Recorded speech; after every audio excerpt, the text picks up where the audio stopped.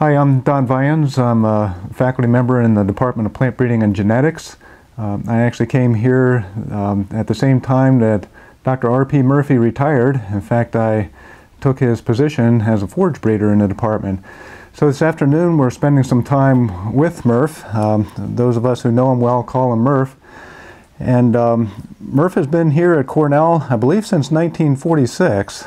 And so he's had a long history here at Cornell. He's been in various capacities, including serving as the chair of the Department of Plant Breeding at one point in time, also dean of the faculty in one period of time. So he has a lot of history up in his memory, and we're going to be talking about particularly the history of the Department of Plant Breeding and Genetics and just how that's evolved over time. And before I begin asking Murph some questions, I just want to point out that back in 2007, he, along with Lee Cass, wrote this book called The Evolution of Plant Breeding at Cornell University. So he's the expert on the history of the department, and that's what we're going to be talking about this afternoon. So Murph, if maybe the logical place to begin is if you could tell us something about when the department actually began and how it had its beginnings. Well, it began in 1907 when Weber was attracted here by Liberty Bailey. Bailey was interested in plant breeding, and he was sure that this man could attract the people to the department, that we would enjoy. This first picture shows the primary people who were involved in developing the department.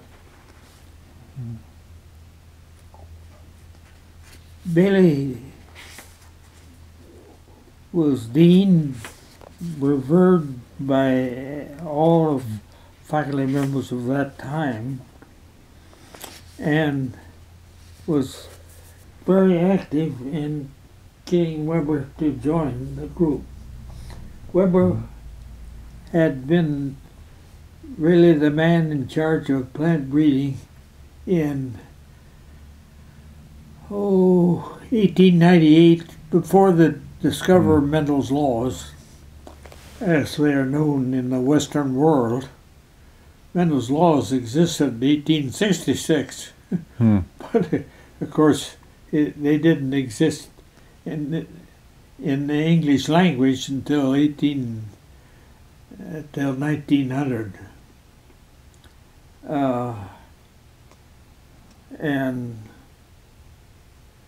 Weber had been the man representing the U.S. in the European groups discussion of such topics in 1898.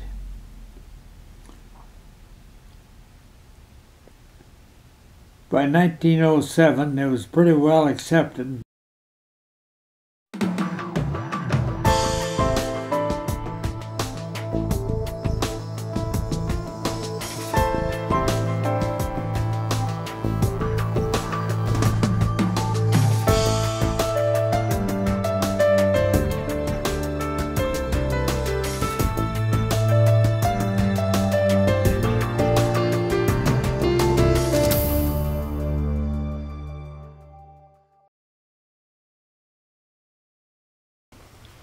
But all the old timers were either here or Columbia University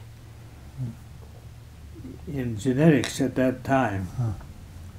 Drosophila started at Columbia and corn started at Cornell, more or less, as two main organizations that did the basic genetics work for the first 20 or 25 years, 30.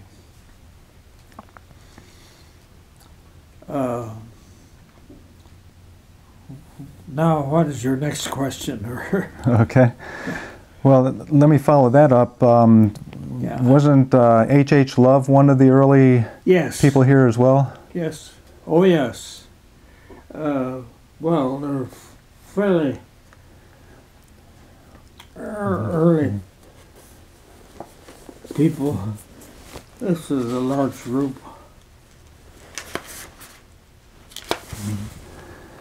Yeah, and then there was Emerson as well, who was one of Yes. the early ones, right? Uh-huh.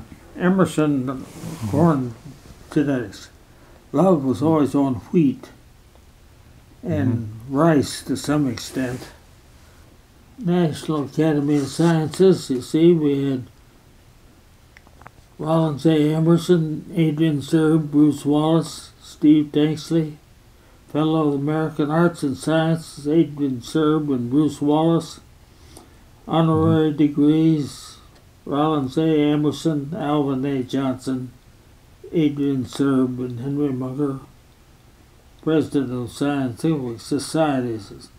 Emerson, Livermore, Federer, Murphy, Munger, Robson, Wallace placed it. Now, Barbara McClintock was a fairly well-known name. Yes. When did she participate in the department activities? She participated in the Roaring 30s. Oh, okay. the 30s. She was very active, and when Rhodes, Beetle,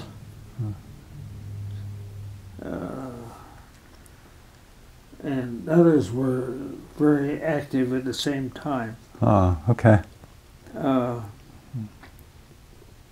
McClintock really did her work in the Department of Plant Breeding that was famous early on, and was somewhat famous for her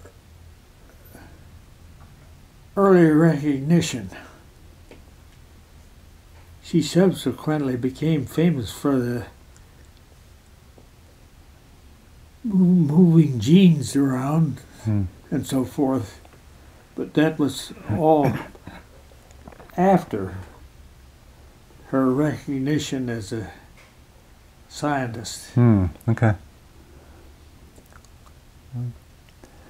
Now, when did, as I understand it, Walt Federer was the first biometrist in the department, and then there were more and more after that. Can you say something about how that came about? He was the last of the young group that Cornell brought in after the war. That was, the department made its biggest change at that time and moved through the period. I don't know. That's given in the Atwood Emerson discussion in the book here. Okay. So was that about the time, was around the World War II era, was that when the largest growth in the department occurred? Yeah. Okay. He never got into the World War II. Federer was not involved in the war. Munger was not involved in the war. Serb was not involved in the war. But they came during that time. The first one who came was Munger. Emerson and the head of vegetable crops at that time brought Munger back from Wisconsin, where he had gone to after completing his degree.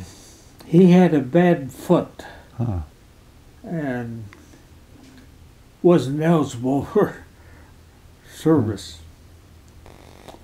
And he came back. Then the next one that came was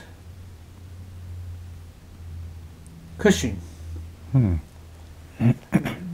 Cushing was brought, he came in 48, or left in 48, came in 46 or 45 to teach genetics. And he went to Hawaii to work. He told the Hawaiian pineapple company, or whichever one it was he worked with, they didn't need three of them competing with each other. They ought to get together and furnish one research station, which they did. So he lost his job. He came back about a year. By then he was recruited to run the one that he'd suggested that they should set up in the first place. And he continued to do that, but he had left in 1950 or something like that. Mm-hmm. Then there was Johnson, who was Jensen, who took Love's place, wheat breeding. Then there was Murphy came to work on grasses. Atwood came to work on clovers. Those were both new positions. Munger came to succeed, not Munger, Smith came to succeed Emerson. And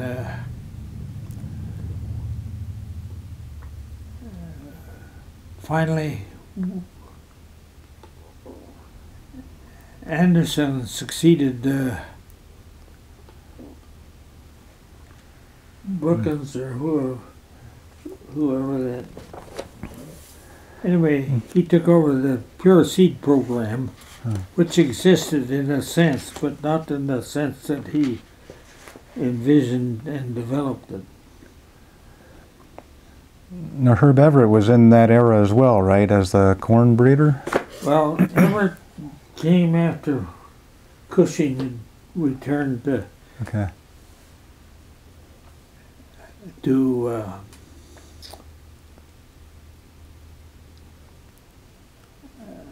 Hawaii. Okay. So he wasn't really one of the young Turks, as they called him. Oh, okay. By some people. Mm-hmm. The last of the young Turks was Federer, really. Except that he brought Robson with him as an instructor, and Robson became almost as famous as Federer did. Except he quit when he left here. Quit publishing, as far as I know. And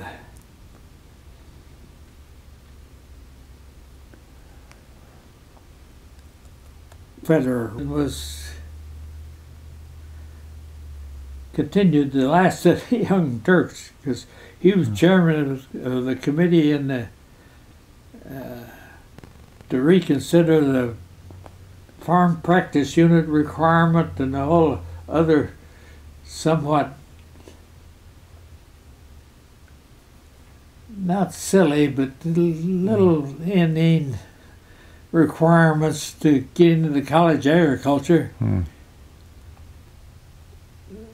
The name of the department, I've figured that out 5 or 6 times for 5 or 6 people, and I'm not going to figure it out again.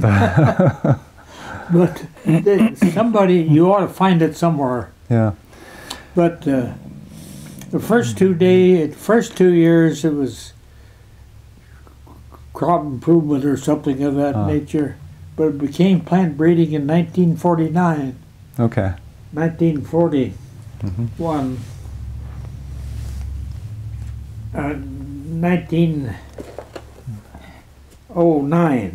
1907, it was still this. 1909, it became plant breeding. And I think was plant breeding up until 19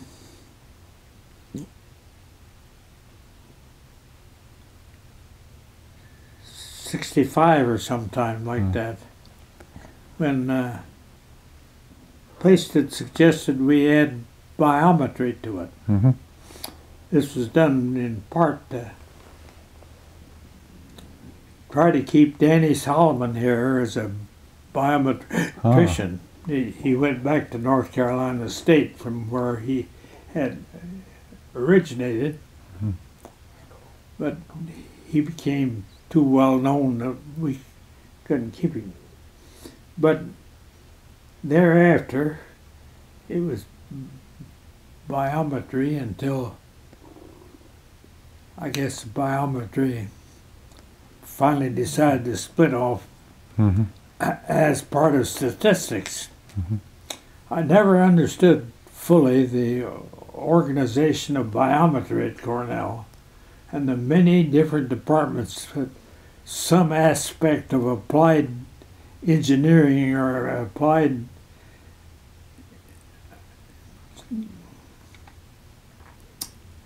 statistics or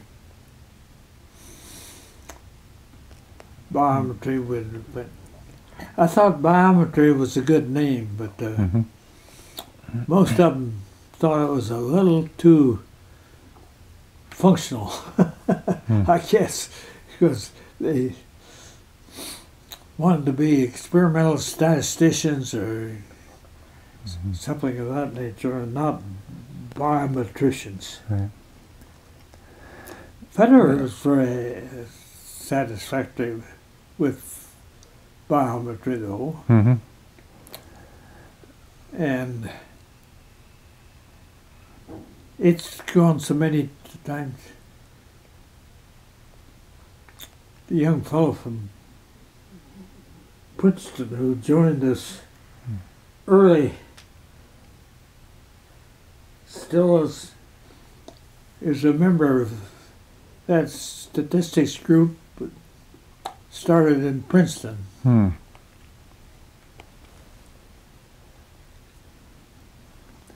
What else do you have? Well, I'm wondering too about, you mentioned Adrian Serb a while ago, and weren't there several geneticists in the department who then split off? Yeah, they split off, but some of them didn't become too active in the genetics group. Serb had finished his really career at about the time it came apart. He had another 10 or 12 years, but he never took leadership as he'd done. I think he burned himself out, so to speak.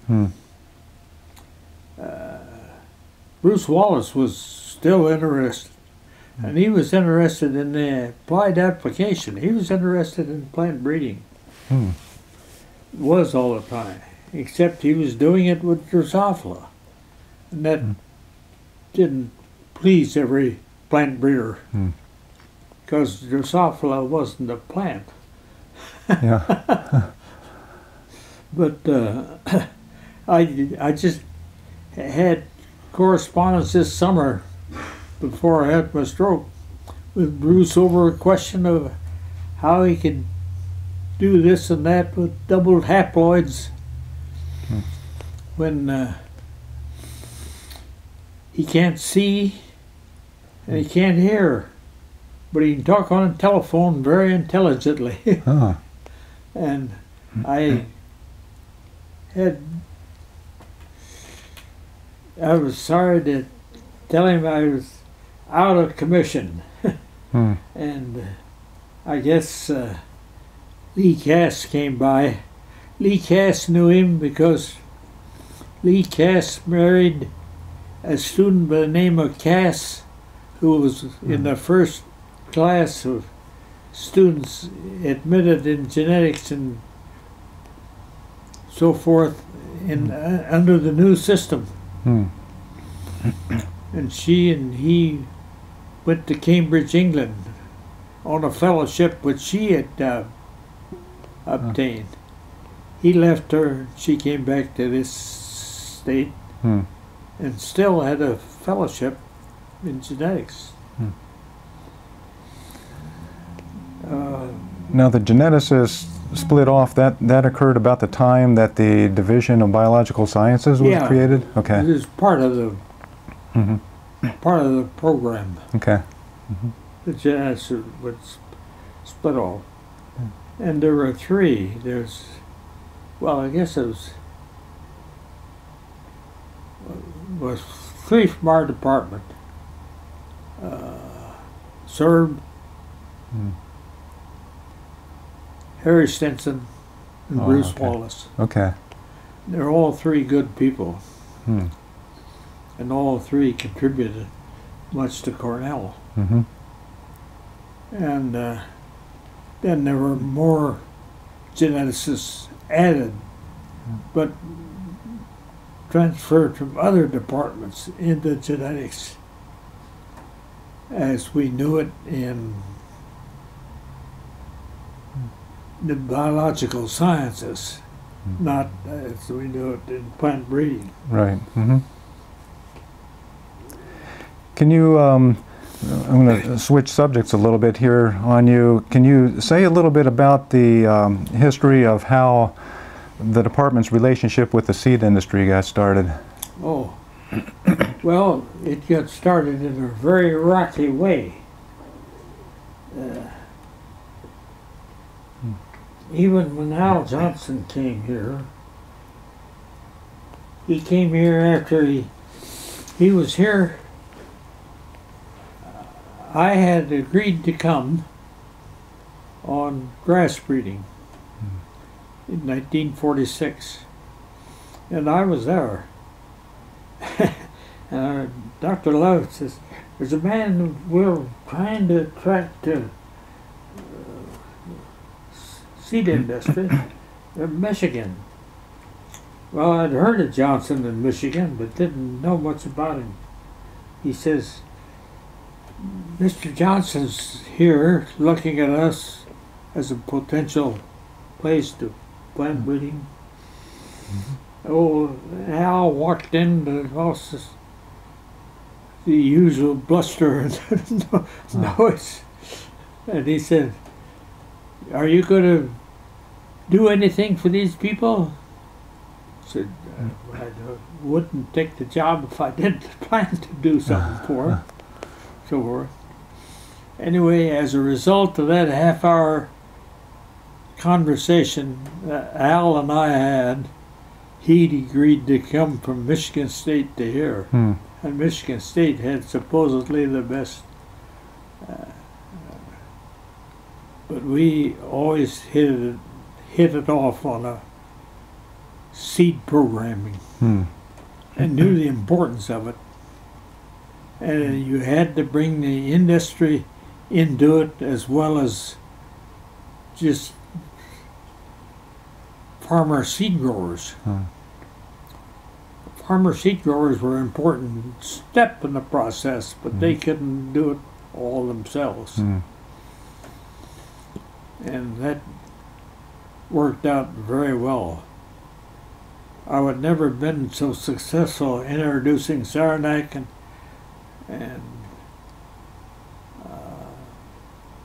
Iroquois and other varieties without Al's immense help. But by that time, practically all the seed organizations in the west and north and central part of the country were settled into a system of introduction and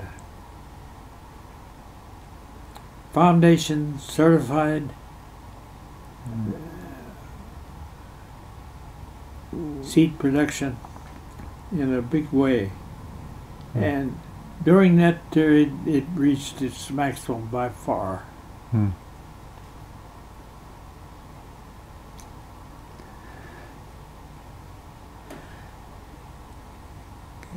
And I think we've kind of forgotten Al a little bit on this aspect of it, because he retired at age 55 to take over as head of extension. He was head of extension before Dave Call. He turned extension over to Dave Call, and Dave Call ran it until he became dean. And that was a time, and was exciting times about introducing more intensive agriculture in all aspects. Now, the vegetable breeders have their association with particular aspects of the seed industry, but probably what both you and I are more familiar with was what used to be called NESSD, Northeast State Seed Development. Do you want to say anything about how that got started?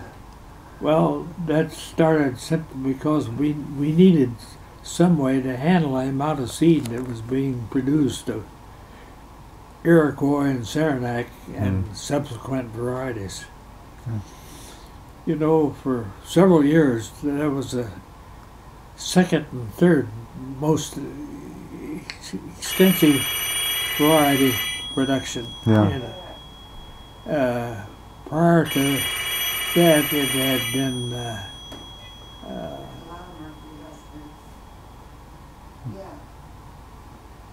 wheat and oats and things like that.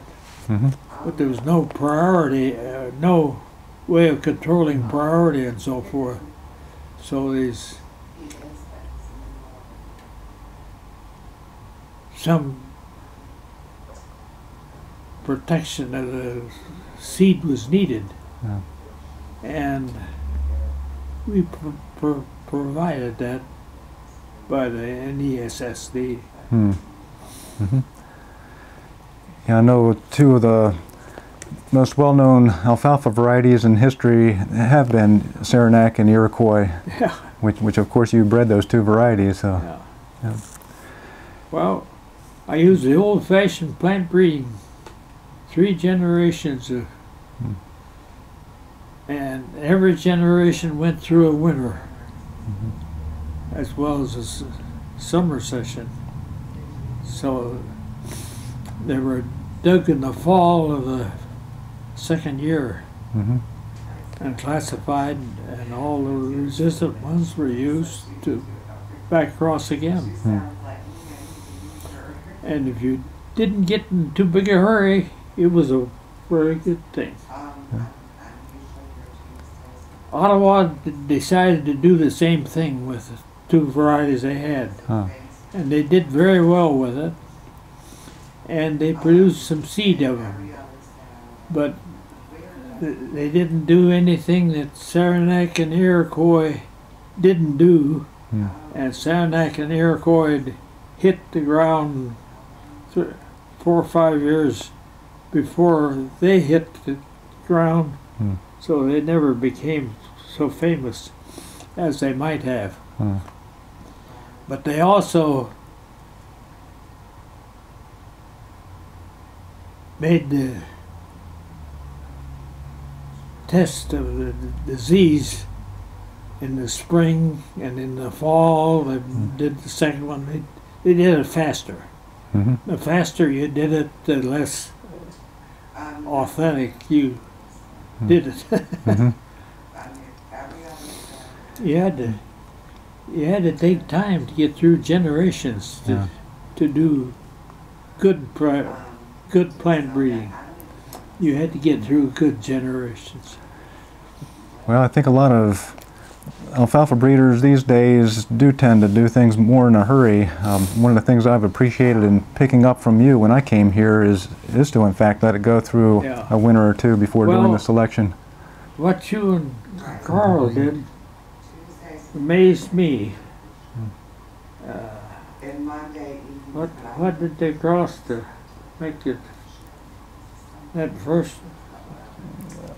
With the verticillium wilt resistance? Verticillium wilt. Yeah, we crossed your variety Oneida to a European variety, Virtus, that had the resistance in it. Virtus and Oneida. Yeah, so our newer varieties that are currently on the market do trace back at least somewhat to the varieties that you originally bred, like Iroquois, Saranac, Saranac AR, Oneida, and those. Yeah. Yep. Yep. Well, I've been told they're widely used. I haven't tried to follow it up. Yeah. Mm-hmm. Anything else I believed in their being out there and used and available for anybody to use any way they wanted to. Mm-hmm. That means improve them. Yeah. And now there's variety,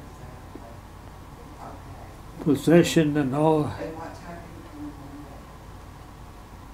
of those other interests that I'm not very happy with, but I don't know how I can prevent it from happening. Yeah. Can you tell us something about? No, I don't know if you're getting too tired. Let me know.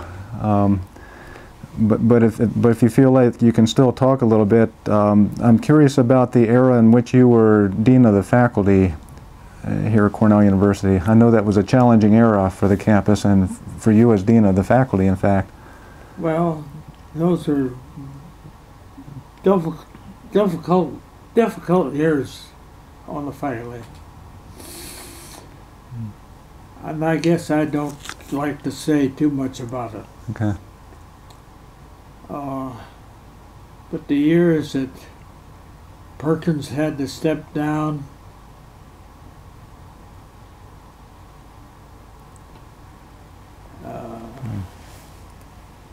Corson took over, were vital to the university. And it worked out well. But there were a few days when we didn't know how it was going to come out.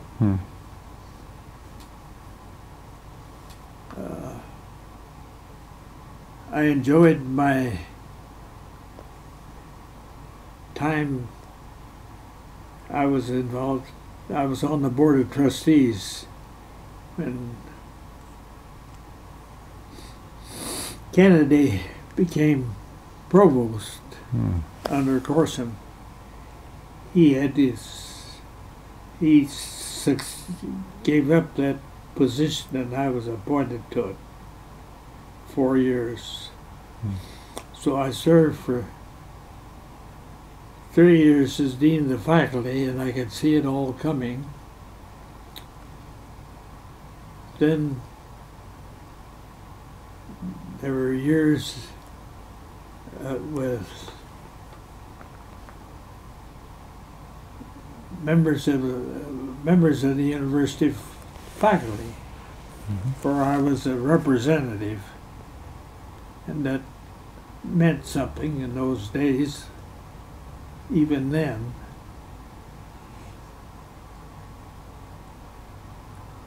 all I can say is that trustees, I thought in general, acted very responsibly in this entire.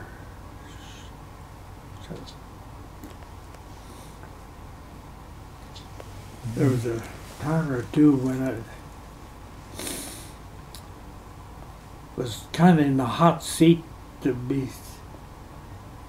say what I had to say, but I said it and got by without getting run out of town. Oh, okay, good.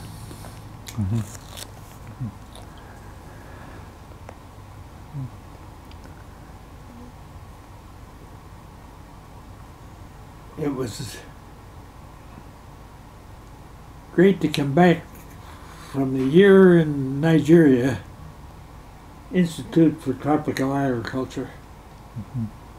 Got started in a poor way and got turned around and has done some things for the tropics.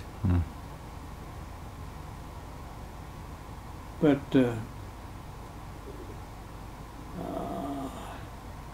I guess there wasn't anything else that I would say in particular about that. Mm-hmm. How did the department get involved in international programs, now that you've mentioned the tropical agriculture? Oh, well, they got involved in national programs back in 1926 or 25, when the Presbyterian Church wanted someone to intervene in China, where they were having terrible famines and wars, famines at that time, and provide food enough for the people to live. And from then on it grew until Mao's time. From Mao to more recent times, nothing happened between U.S. and China. In fact, there's a big gap in our student list. No Chinese for 20 years or more. Yeah, those. I got involved in that when I was in the Navy, because we had to make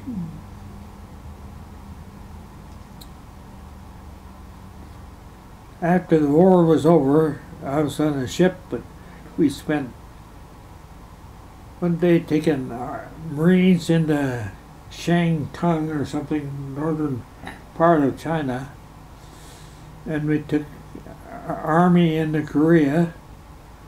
Then we hauled southern Chinese troops north to protect Chiang Kai-shek. Well, these Chinese troops had no orientation whatsoever.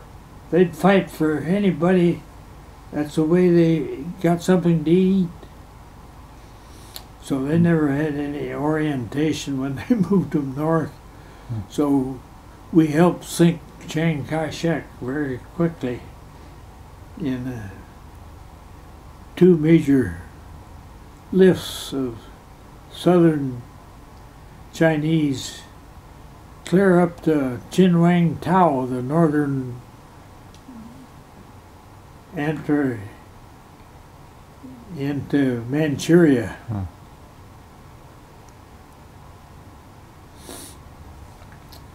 That was a boondoggle that surely didn't work out. But I was glad to get out of the Navy. So I started at March 16, 1946. And I double dipped for 2 weeks, 2 months. I got pay for being still on active duty in the Navy, being a shirt tail. Well, I came with I came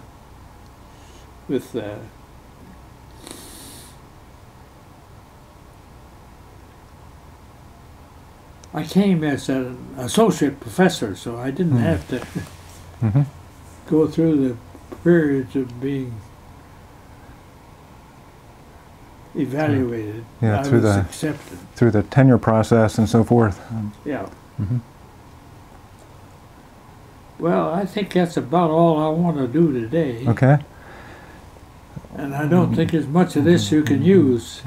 I explained to you that last stroke I had put me out of commission. I shouldn't attempt to do this, but you seem to want to do it. Well, you still gave us some valuable information, and you still have a good memory about things there. So I really appreciate your taking time to discuss the history of the department and some other things that we've talked about. I might just end by mentioning that I don't think I'm incorrect in saying that Murph is probably the oldest living plant breeder in this country, and probably even in the world. Up until he he had his first stroke. He was very active in research still. Still has a field nursery of alfalfa out there, and still did some things in the greenhouse there, and still has a lot of interest in what goes on around the Cornell campus. And I know you've spent a lot of time in the library since you've been retired as well. So you've had a very long and an extremely productive career, and we all wish you the very best in recovering from your strokes there, and hope you get the feeling better as time goes along. So, okay, thank you, Murph. All right.